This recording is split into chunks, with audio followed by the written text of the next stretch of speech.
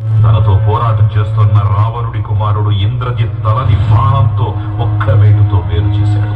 ఇంద్రజిత్ మరణవార్త విన్న రావణుడు ఆవేశంతో ఊగిపోయాడు. ప్రతీకారం కోసం పాతాళ లోకాధిపతి తన సోదరుడు అయినటువంటి